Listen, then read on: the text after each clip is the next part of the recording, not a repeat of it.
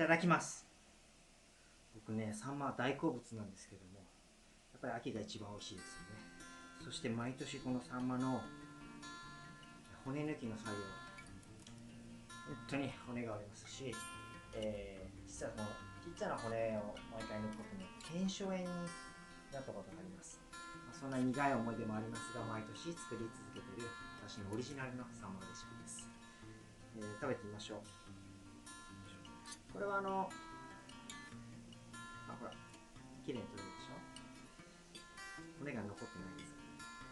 こっちのサンマの方は、魚グリルで焼いた方です。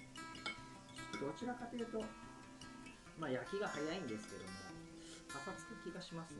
オーブンの方がふっくらと仕上がるんじゃないでしょうか。美味しい。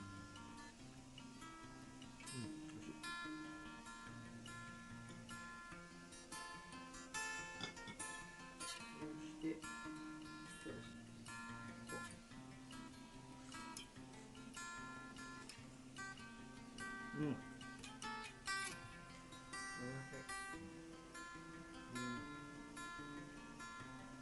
ニンニクと唐辛子とパスタ、それからサンマが全て一つになっています。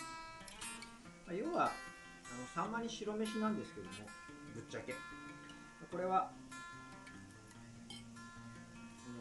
喉越しでこう食べるスパゲッティ、これにサンマの小骨があってしまうと突っかかってしまいますし、レストラン、当時はレストランでしたから、ちょっと救急車よっしゃーなんて言われたら大変ですので、そういう意味もあっていかにこう美味しく食べていただくかっていうので、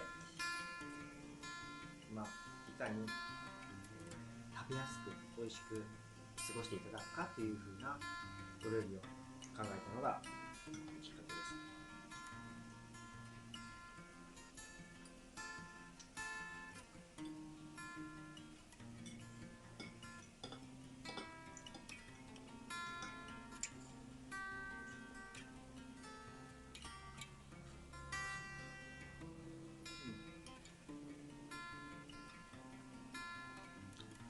白ワイン持ってきてー。